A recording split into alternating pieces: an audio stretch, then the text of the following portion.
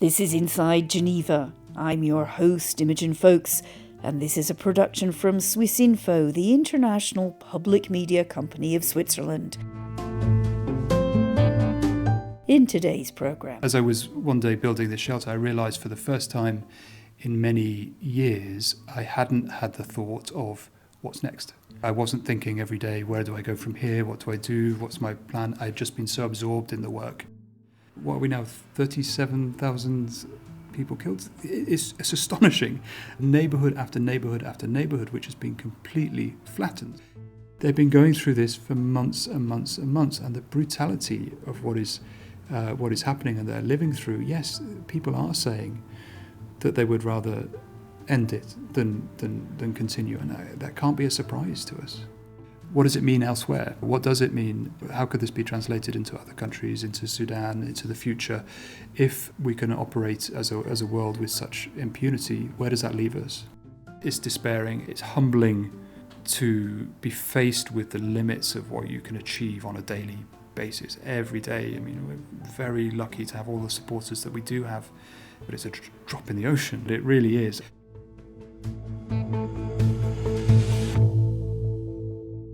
Hello and welcome again to Inside Geneva. I'm Imogen Foulkes, and in today's programme, it's time for part 2 of our series of summer profiles, where we go to the headquarters right here in Geneva of one of the world's most famous humanitarian agencies. So my name's Chris Lockyear. I'm the Secretary General of MSF International, and I help coordinate the medical humanitarian movement that is MSF. We're an organisation that works in over 70 countries, providing medical assistance in conflict zones, after natural disasters and in epidemics. And I've been doing this now for almost 20 years. I started in 2005. I started working in Darfur during the Darfur crisis as a water and sanitation engineer. I have an engineering background. So you're an engineer? Was. You were. Tried to be. Now you're doing, yes. What motivated you to go into humanitarian work? Well, if I'm honest, I don't think I was ever a very good engineer, or was ever cut out to be a very good engineer. But I think there were a couple of things that really motivated me in going into a humanitarian role.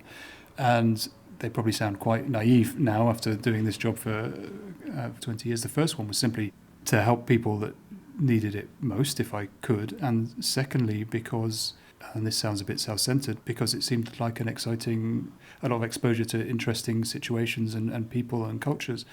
But if I'm honest with myself, those are the two reasons which I started. I had very little, if any, awareness as to humanitarian principles at that time. I had great respect for MSF as an organisation. I'd seen it on the news. I had a friend who had been on a field mission before me, who'd worked for the same engineering company as me, and come back and said, "Yep, I know you. This is the sort of work that you would enjoy it," and that's how it started. Was he right, though, your mate? I mean, you went to Darfur, challenging assignment. What sticks with you? Were you shocked, or you thought, yeah, this is what I expected? Well, I went to Darfur for 6 months and ended up staying for a year and a half. Most of Darfur has been off limits to the rest of the world.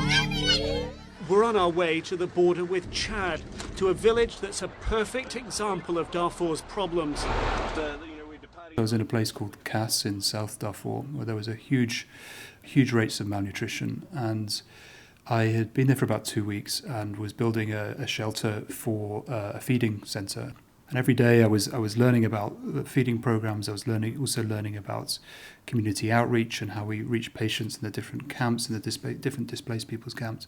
And as I was one day building this shelter, I realised for the first time in many years, I hadn't had the thought of what's next. I wasn't thinking every day, where do I go from here? What do I do? What's my plan? I'd just been so absorbed in the work for those first couple of weeks. And at that moment, I knew that this was long-term, that this was a commitment of mine, and this is an area that I wanted to stay and work in, because there was clearly so much to do. Yes, it was tough from a personal perspective, but also seeing that you could do something to help and you could see the impact made me realise that this was something I wanted to stay working on and learn more about. Where have you been since then? After working in Darfur, I moved on to work in Somalia, trying to set up a cholera centre in Mogadishu. Mogadishu was once one of the most beautiful cities in the world, but that was a long time ago. Once again, gun battles rage in war-torn Mogadishu. A fragile lull in the fighting, which had lasted 2 weeks, was broken on Friday as clashes resumed. The experience in Somalia was very formative for me. I mean, there was, at the same time, there being a cholera outbreak in Mogadishu, being very intense fighting. Our ability to move around was very restricted. We would take a vehicle to cross the road from our accommodation to the clinic that we were working in. An attack on military posts south of Mogadishu. Troops of Somalia's interim government, backed up by Ethiopian forces. It was in Mogadishu that I experienced what it felt like to be near a car bomb. A car bomb went off after a couple of nights being there, just a couple of blocks away, and feeling the impact of that through the ground was something extraordinary. But also, whilst working in Mogadishu, we were working with a population that tried to flee. People were trying to flee from Mogadishu, but they were besieged. And the fact that we could live in a world where people were so desperate that they would have to flee and leave their homes and their belongings, and then on top of that couldn't flee. Sort of the terror on top of the terror was something that I found incredibly difficult to get my head around, but realising it was very formative in terms of understanding the situations that many hundreds of thousands and millions of people around the world do live in. Some people being posted somewhere and having a bomb go off right next to them a couple of days after they got there might kind of say, actually, maybe I've changed my mind, this job's not for me. You didn't do that? I didn't do that. Obviously, I took my own security very seriously. I took the security of team members very seriously. But when you're faced with that very acute, very visible needs, and you can do something about it, I mean, sure, it's higher risk than working in a bank somewhere in Europe. There have been a few situations where I've felt very scared, but at the same time, there's a lot of people that need assistance, and I think that's very important that there are people that try and give that assistance. Shifa Hospital is struggling to cope. Doctors there are waiting to take in the wounded and the dead that keep arriving here. People are terrified. They will tell you that they don't feel safe anywhere. Gaza, where innocent civilians who have nothing to do with terrorism are trapped with no way out. Let's come up to date then, because you were talking about people trying to flee but couldn't, in which we have the situation in the Middle East, in Gaza now. You have been very, very outspoken about that. Yes, and there are several reasons for that. I think what we're seeing in Gaza is an exceptional conflict. There are so many things in my mind which are coming together, intersecting or something like this in Gaza, that I think that we need to be very outspoken about. It is, as you say, a population that is besieged. They're besieged and bombed. They are within that enclave. They are told to move from place to place, often with very short notice. There's nowhere safe for them to go. And we have staff members who are still trying to provide medical assistance and have moved 4 or 5 times and are still losing family members because of the bombing that is going on. And so that's a truly horrific situation. Having been there, seen places like Al-Aqsa Hospital where there's patients desperately waiting for time in the operating theatre, for dressings to be changed. There's no space in that hospital, and it's got much worse since I've left. The health structure has been completely demolished. Hospitals have been completely demolished. It really poses the question as, how as a humanity or how as a people can we allow this to happen? 8 members of Fatih Ismail's family are injured. There were 22 of us in our house. They bombed behind the house and my house collapsed all over us. There was shelling and bombardment all through the night. We have disabled people. We left our home because the whole area was evacuated. We moved to this. What makes it even more significant in my mind is even beyond the direct humanitarian situation, what we're having here is a few of our norms and principles very much challenged, in a way through impunity, but I think it's a bit more subversive than that. For sure, violations of international humanitarian law on a daily basis. At the same time, we're seeing the instrumentalization of humanitarian action, and that comes in different forms. So, for example, some of the figures being presented by the Israeli government and COGAT in particular, which is the administrative branch for Palestine, some of the figures about aid trucks going in to Gaza, they're not accurate. They're presented as a success story, whereas actually there's less aid getting in. With children now withering away from hunger in Gaza and urgent UN warnings about famine, Israel this morning is allowing in more food and humanitarian aid, with increasing international airdrops. There's no food or water up in northern Gaza. They dropped some bottles of water, but we need food. We are starving, I swear to God. It's an oversimplification of what it means to provide humanitarian assistance, which is a hugely complicated activity, a set of activities. It requires organisation, it requires people, it requires supplies, it requires negotiation, it requires the will of communities. And sometimes this is boiled down into trucks crossing a border, to we're sending parachutes with food in, and therefore humanitarian assistance is getting in. And at times this has been used as a narrative to be able to justify continuing the war, as in, look, humanitarian assistance is coming in, therefore it must be a reasonable intensity of conflict. You talked about the health infrastructure being completely demolished. Now, we have seen attacks or destruction of health services in other places, in Sudan, in Ukraine. Yeah. In this particular case, you're firm in your mind that this is an attack. Israel, the IDF says that it always upholds international law. I mean, can those two things be true at the same time? No, they can't. And I think that we're seeing many different ways in which international humanitarian law has been broken. I mean, firstly, there is the supply of humanitarian assistance. There is, I believe, the siege and hunger have been used as a weapon of war. But at the same time, there's the principles of precaution and proportionality. And I think that this war is flouting those principles. So if you look at precaution, if you look at the warnings that are given to people to move, to evacuate hospitals, they're barely adequate to get people out. In many cases, absolutely not adequate to get people out. And often they've moved them into more danger. When I was in Gaza, people were given an evacuation order to move from around Shifa Hospital further south to Al-Mawasi, where I was staying, which is now the area which is being attacked. At the same time, the principle of proportion, I mean, what are we now, 37,000 people killed? It's astonishing. And the neighbourhood after neighbourhood after neighbourhood, which has been completely flattened. So there's no question in my mind that this is willful disregard of international humanitarian law. In February, you and the heads of other aid agencies, the ICRC and the UN, addressed member states, ambassadors here in Geneva. And I remember you said we're seeing the willful dismantling of international law. MSF is traditionally sometimes more outspoken than some of the others.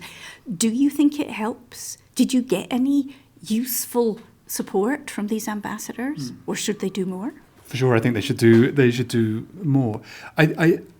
Has it? And this is a great question. It's one that I think I struggle with. So, firstly, yes, I think it's helped to a degree. I think it's helped to a degree in that I think it's added to an awareness and a narrative and an understanding of what's actually happening. I mean, this from the very beginning has been a propaganda war as much as it has been a violent horror that it has been. It's been a war of the airwaves as well as a war of the air. And so I think being able to provide a narrative for the humanitarian project here is really important. Now, we also, as many other organisations did, asked for a ceasefire. That still very clearly hasn't happened. Our access hasn't improved. In fact, it's got worse. And one of the big fears of speaking out in this way is that you do decrease your access, but more importantly, that you put your own staff under threat. So it's not something that we do lightly. But my big concern is, as well as all of these very important and profound impacts that's going to happen in Gaza as a consequence of this impunity and this willful disregard for international humanitarian law is, what does it mean elsewhere? What does it mean? How could this be translated into other countries, into Sudan, into the future? If we can operate as a world with such impunity, where does that leave us? A young boy lies under this blanket. He is dead. His body is burnt and covered in shrapnel, his wounds too graphic to show. The young life of Yazan al-Aidi. The adult hand on the child's heart, it could not save him. You also told the UN Security Council that your staff had treated children as young as 5 who said that they actually wanted to die. How do you and your staff personally cope with that? I mean, I think our staff all around the world on a daily basis are working.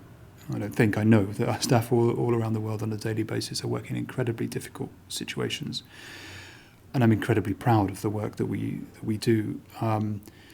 But in Gaza, they're under such intense pressure. I mean, they're part of the community. They are having to displace, and they're displacing 4 or 5 times, trying to find tents to live in, and at the same time reorganizing complex medical programs. I mean, it's astonishing, the versatility, but at the same time, they're exhausted. They've been going through this for months and months and months, and the brutality of what is happening and they're living through. Yes, people are saying that they would rather end it than continue, and that can't be a surprise to us. Does it keep you awake at night? I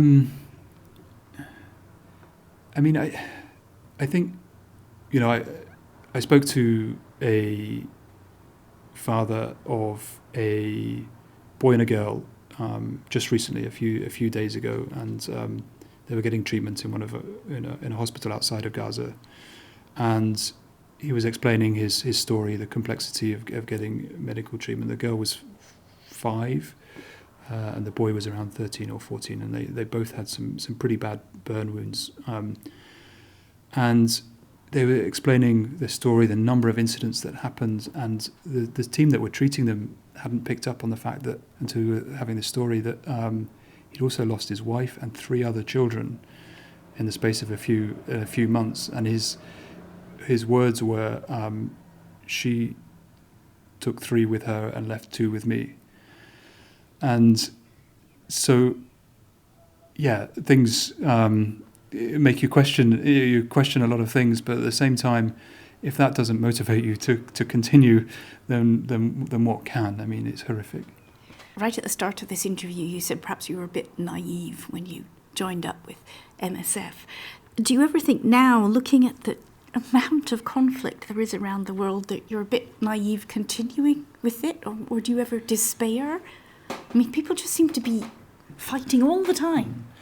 I mean, I still think I'm naive in many ways. I mean, I still, I'm sure I am. I sometimes think there's a bigger picture happening here, and I think that's not the case. I mean, I think humanitarian work is going to be important for decades to come, and that's a very sad thing to have to say. I also think that the politics around humanitarian work are changing as well. I think if you look at the rise or the increase in Security Council resolutions which are focused on humanitarian assistance rather than resolving conflicts, I think there's something very interesting happening here, in that we have, it's becoming a little bit the international currency, sort of international political countries, humanitarian access. We see a small example of that in Gaza, but I think in terms of the geopolitics, something very interesting or very concerning maybe is going to happen in terms of being able to provide humanitarian assistance in a neutral way based on impartial needs calculations in the coming years.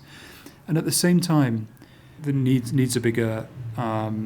The size of the volume of humanitarian response is bigger. There are more aid agencies, there are more humanitarian workers, there's more education for humanitarian workers. So I think we're also going to see over the coming years is something of a consolidation of that constituency, a constituency of humanitarian workers, a constituency of people who require humanitarian assistance. And so I mean, yes, it's despairing. It's humbling to be faced with the limits of what you can achieve on a daily basis, every day. I mean, we're very lucky to have all the supporters that we do have in MSF, the amazing staff that we do. But it's a drop in the ocean. Sorry for the cliche, but it really is, and it's humbling to be faced by that as well. But it's going to remain essential. So in that sense, it's a question of how can we do more and how can we do better rather than despairing.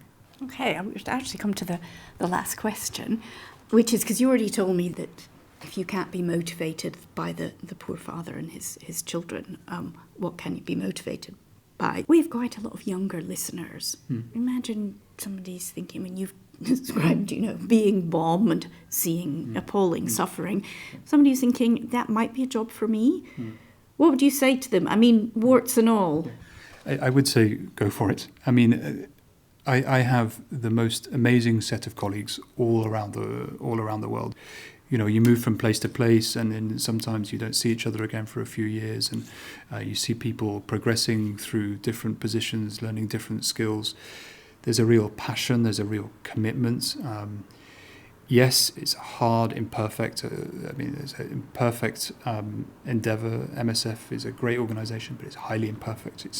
It's like any big organisation. There are many things that we need to improve on, and I think the same thing applies to the humanitarian sector more broadly. But it is working on a daily basis with the most brilliant, committed, passionate, humble people that really want to do stuff, and they can make a difference. And they can make a difference. And if you have a low energy day, let's face it, we all do. If you don't have any ideas for a particular day, somebody around the corner, sitting in one of the chairs just next to us here, will be coming forward and putting something forward. And so there's energy in terms of what we do. There's also a lot of energy in terms of who we do it with.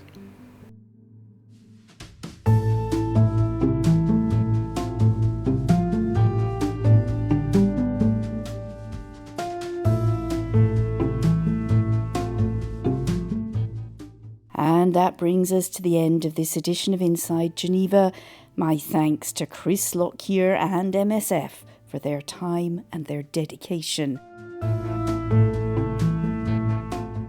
Join us for more summer profiles every 2 weeks on a Tuesday. We'll be talking to a Geneva group that looks for treatments and cures for the illnesses that affect the world's poorest. We'll be hearing from an inspiring initiative to get refugees right here in Geneva involved in sport, and an organisation working to get reparation for survivors of sexual violence. All that and more all summer long, here on Inside Geneva.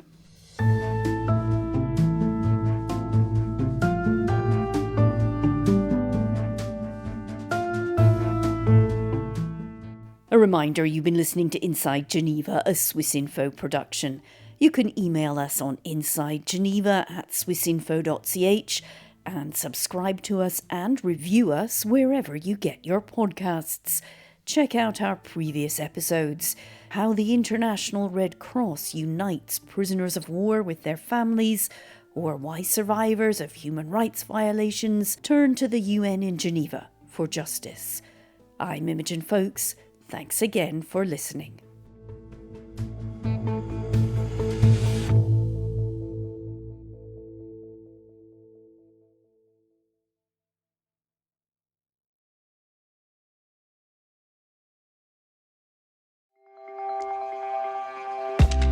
Discover science and innovation in Switzerland with the Swiss Connection podcast. In the current series, we visit CERN and explore what they're up to next in their quest to solve the mysteries of the universe. We uncover groundbreaking discoveries in a Roman archaeological site and get the first glimpse of an exciting supersonic plane powered by hydrogen. From the tiniest particles to the vastness of space, satisfy your scientific curiosity by listening to the Swiss Connection podcast for a mind-expanding experience with Swiss Info. Listen on Apple Podcasts, Spotify, or wherever you get your podcasts. Make sure to follow or subscribe to get your latest episode on time.